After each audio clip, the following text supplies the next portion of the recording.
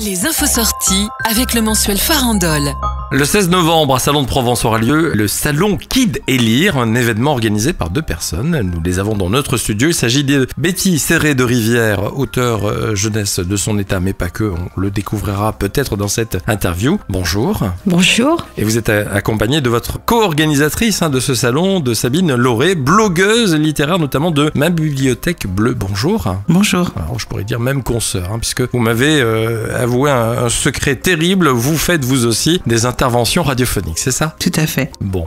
Alors, ce salon, il est là à l'occasion d'un événement particulier qui fête en même temps les 30 ans des droits de l'enfant, et la littérature jeunesse est une expression justement de ces droits et de la défense des droits de l'enfant. On est sur l'année de la jeunesse à Salon de Provence. Chaque année, il y a un thème et on était sur l'année de la jeunesse. Et on trouvait que c'était justement l'occasion, en plus, puisqu'il s'agit des 30 ans, le 30e anniversaire des droits des enfants. Donc très axé sur leur donner la parole dans un salon qui leur ressemble. Alors c'est un salon qui sera un petit peu atypique entre guillemets. Vous voulez que ce soit une grande fête, ce rendez-vous, On a voulu effectivement une grande fête qui rassemble le livre, mais pas seulement. On a voulu que ce soit du multimédia, du livre audio, de l'artistique, puisque les livres sont illustrés. On a voulu que plusieurs disciplines artistiques gravitent autour du livre, que ce soit de la lecture musicale, du théâtre, des ateliers pleins de poésie, des arts manuels, enfin vraiment de la peinture. On a des artistes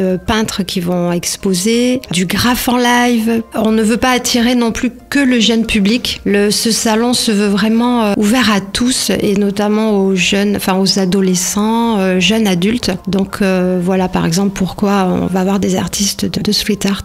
Cet événement, en fait, il sera le point final, on peut le dire aussi, d'une série d'interventions pendant 2 semaines dans différents établissements scolaires, c'est bien ça? Tout à fait. Nous avons donc 2 semaines de rencontres scolaires à Salon de Provence sur les maternelles, les primaires, les collèges et les lycées. Une dizaine d'auteurs impliqués. On a pas moins de 1000 élèves qui vont pouvoir bénéficier de ces rencontres. C'est important justement qu'il y ait des rencontres entre les auteurs, et peut-être que là je vais m'adresser peut-être un peu plus à Betty, entre les auteurs et leur public, leurs lecteurs. Oui, tout à fait. Ça fait partie du salon. Et les auteurs, je le vois moi par expérience, lorsque je suis en rencontre scolaire en amont d'un salon, ça n'offre pas du tout les mêmes perspectives, et on crée du lien, on crée vraiment du lien entre l'auteur et l'enfant et le livre qu'il va avoir dans les mains. Et le jour du salon, lorsqu'on voit les enfants, ils se précipitent, c'est elle, parce qu'on les a rencontrés dans leur classe, c'est juste fantastique. Pour nous, les auteurs, c'est vraiment une formidable aventure, et puis les enfants aiment ça. Alors des enfants, plutôt des adolescents que vous mettez à contribution, parce que je crois qu'il y a 2 lycées qui vont participer sous la forme de création audiovisuelle, c'est bien ça, le jour du salon, on va découvrir le résultat de leur travail. On va effectivement découvrir le travail du lycée de Craponne et du lycée Viala-Lacoste, qui ont eu une participation très différente l'un de l'autre pour le salon Kid et Lire. Concernant le lycée Attends de Craponne, nous aurons la chance d'avoir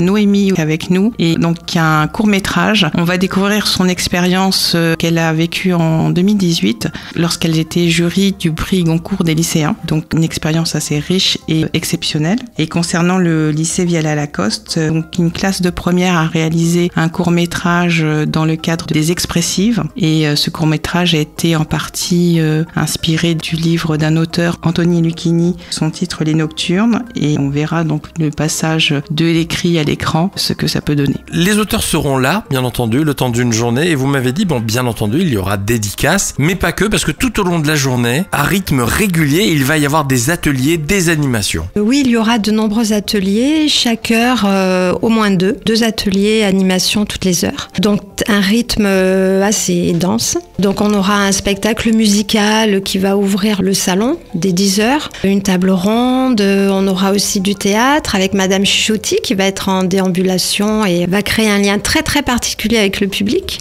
Un point photo, alors là c'est un scoop, est-ce qu'on le dit Sabine? Il faut savoir que Harry Potter sera à Salon de Provence le 16 novembre. C'est incroyable ça. Oui. Vous avez quand même un sacré réseau, je peux bien le dire, faire venir Harry Potter à Salon de Provence. Alors on n'en dit pas plus, ça sera à découvrir le jour du salon bien entendu. Donc ensuite, j'en ai parlé, du graphe, on a des ateliers de BD, de manga, des ateliers aussi dessins sur bois, un atelier aussi plein de poésie sur la confection d'un arbre d'amour avec un auteur jeunesse, Kalouan. Nous avons un conte Kamishibai, nous avons du polar en live aussi pour les plus grands.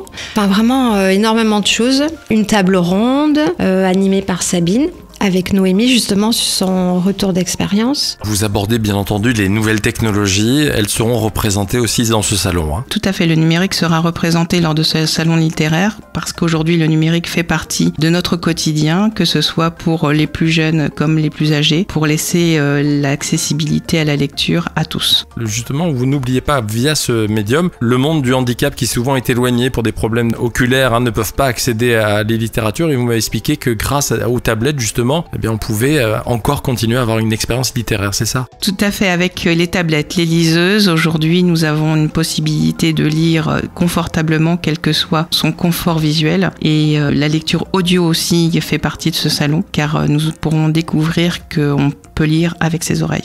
Voilà, et on va lire avec ses oreilles, mais avec ses yeux également. Vous me l'avez dit, ce salon, il est là aussi puisqu'il y a une sorte de une chaîne de soutien, de partenaires qui vous accompagnent pour faire que l'événement puisse avoir lieu. Je vous laisse les citer. Déjà, l'école des loisirs, par exemple, qui est quand même un sacré nom dans la littérature jeunesse. Alors, Lizzie, Pocket Junior. On a ensuite les partenariats locaux, vraiment de notre ville, donc très impliqués, comme le magasin Campus, le Roi René, Salon de Provence, les caves de Régus, le Leclerc, également de notre ville. Et c'est important de le souligner, parce que c'est un salon, on l'a pas dit, mais local, avec des talents locaux, régionaux, que ce soit chez les auteurs, les artistes et comme les partenaires, certains partenaires. Et vous m'avez dit chose très importante, il y a une librairie qui vous accompagne pour l'organisation de cet événement. Et oui, un salon du livre, forcément, ça ne peut pas se passer sans un libraire. C'est le partenaire, on va dire, incontournable. Donc, pour le salon Qui délire, ça sera la librairie Interlude, qui est la librairie de littérature jeunesse de Salon de Provence. Voilà, on va signaler que parmi les auteurs, vous serez présente, bien entendu, avec les dernières aventures, c'est... De princesse, c'est pas grave. Bon, voilà, on a hâte de découvrir. Et puis Pascal Demeur aussi, qui intervient sur les ondes de Soleil FM, qu'on salue.